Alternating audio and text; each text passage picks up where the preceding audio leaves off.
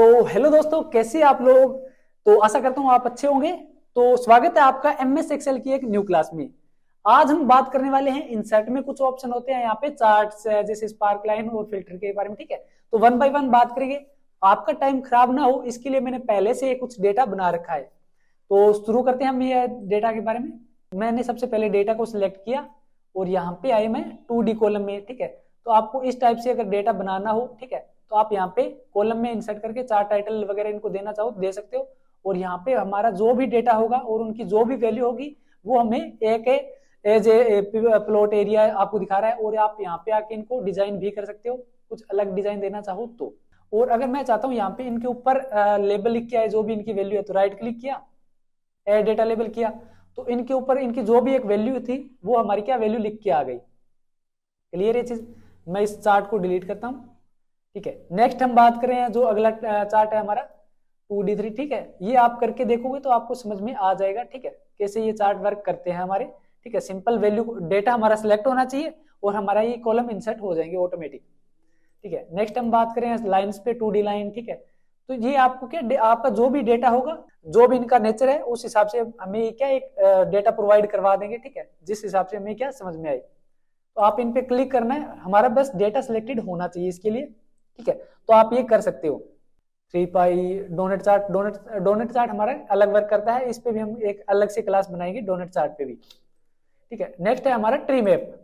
ठीक है, tree map के तौर पे आप डेटा देखना चाहो तो आपका जो भी इंटरफेस होगा वो इस टाइप से आएगा। ठीक है, आप देख सकते हैं ये सभी जो भी है टाइटल, इसके लिए हमारा डेटा सिलेक्टेड होना चाहिए। जब हम वर्क कर रहे हैं डायनेमिक डैशबोर्ड पे तो ये हमारे क्या उस टाइम वर्क में आते हैं पूरा। ठीक है, तो हम इनको यूज करते हैं। ठीक है, तो मैं एक बार के लिए डिलीट कर देता हूँ, इनको नहीं इंसर्ट करता। ठीक है, तो आपको अच्छे से समझ में आए इसके लिए। ठीक है, तो आप इनको यूज कर सकते हो। ठीक है, यूज करके देखोगे तो आपको क्या पता चल जाएगा वैल्यू अलग अलग तरीके से हमारा क्या डायनेमिक डैशबोर्ड वगैरह क्रिएट करते हैं, तो उनमें इनका ज्यादा यूज होता है। ठीक, आप यूज कर सकते हो अपने डेटा को देखने के लिए अच्छे से। ठीक है, तो मैं मान रहा हूँ भी ये आप कर लोगे। ठीक है, अगर ना समझ में आए तो आप कमेंट करके बता देना भी, मैं इनके ऊपर एक प्रॉपर से अलग से कोई डायनेमिक डैशबोर्ड क्रिएट करके भी आपको दिखा सकता हूँ। ठीक है, और बने रहना, मैं आगे डायनेमिक डैशबोर्ड पे भी वर्क करने वाला हूँ थोड़े दिनों बाद में। बस अपना एक बार बेसिक एक्सेल के बारे में कंप्लीट हो जाए, उसके बाद में हम डायनेमिक डैशबोर्ड ही क्रिएट करेंगे। ठीक है, जिनमें आपको अच्छे से मदद मिलेगी इनके बारे में सीखने के लिए। नेक्स्ट है हमारा लाइन। मैं इसके लिए सिर्फ डेटा सेलेक्ट करता हूँ, मैं मुझे यहाँ पे लाइन इंसर्ट करनी है। ठीक है, मैं इस डेटा को थोड़ा सा मैं इस सेल पे वर्क करूंगा, इस सेल की हाइट और मैं विड्थ बढ़ा लेता हूँ। और यहाँ पे मैंने क्लिक किया लाइन पे, तो यहाँ पे आ गया डेटा रेंज। तो किसकी अगर मैं लाइन इंसर्ट करनी है तो मैं उस रेंज को सिलेक्ट करता हूँ और मैं कर देता हूँ ओके। जैसे मैंने ओके किया तो यहाँ पे हमारी क्या एक रेंज जो भी हमारी लाइन आ गई। ठीक है, अगर इसको कॉलम में इंसर्ट करना चाहते हो तो यहाँ पे भी आप क्या इसको कॉलम में इंसर्ट कर सकते हो। इसमें जो भी वैल्यू कम या ज्यादा है ना, उसके हिसाब से हमारे क्या ये रेंज कम या ज्यादा हो गई। ठीक है, और इंसर्ट में ही आते हैं तो यहाँ पे आप विन एंड लॉस। ठीक है, ये भी आप क्या सिंपल, उसके लिए भी हमें क्या रेंज सेलेक्ट करनी पड़ेगी एंड ओके। ठीक है, तो हमारे क्या इस टाइप से ये डेटा है क्या इंसर्ट हो जाएगा। अगर मुझे ये रो डिलीट करनी है तो राइट क्लिक किया और डिलीट बटन प्रेस की, तो हमारी वो रो क्या डिलीट हो गई। ठीक है, और अगला है स्लाइसर। ठीक है, स्लाइसर कहाँ पे वर्क करेगा हमारा, तो यहाँ पे आके देखेंगे तो यहाँ पे कोई कनेक्शन नहीं दिखा रहा।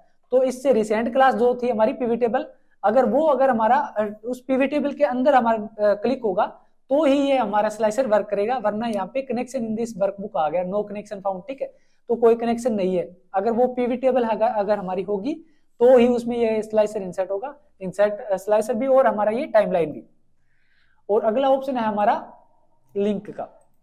ठीक है, लिंक कैसे वर्क करता है, जैसे मान लीजिए मैंने यहाँ पे लिख रखा है मुझे जाना है सीट 3 के अंदर, मैंने यहाँ पे लिखा सीट 3, आप कुछ भी नेम लिख सकते हो। जैसे मैंने यहाँ पे लिखा सीट 3, मैंने इस सेल पे क्लिक किया और मैं चाहता हूँ इस सेल पे अगर मैं जैसे क्लिक करूँ तो मैं सीट 3 के अंदर चला जाऊँ, तो मुझे क्लिक करना है लिंक पे। लिंक पे आने के बाद में मैं आऊंगा यहाँ पे second option place in this document. ठीक है, आपके पास जितनी भी सीट होगी सभी का नेम हमारे पास क्या यहाँ पे आ जाएगा, और मुझे जाना है सीट 3 पे, तो मैंने सीट 3 पे क्लिक किया और ओके। अब ये हमारे क्या लिंक हो चुका है। जैसे मैं यहाँ पे क्लिक करूंगा तो मैं सीट 3 के अंदर आ जाऊंगा, जो भी सीट 3 के अंदर हमारा डेटा होगा वो हमारे सामने आ जाएगा। तो लिंक समझ में आया होगा आपको। ठीक है, तो तो आप क्या लिंक कर सकते हो, कोई भी सेल को या कोई किसी को भी अगर लिंक करना हो तो वो आप क्या कर सकते हो। तो वीडियो आपको कैसी लगी कमेंट करके जरूर बताना। अगर वीडियो इंफॉर्मेटिव लगी हो तो चैनल को लाइक एंड सब्सक्राइब जरूर करना।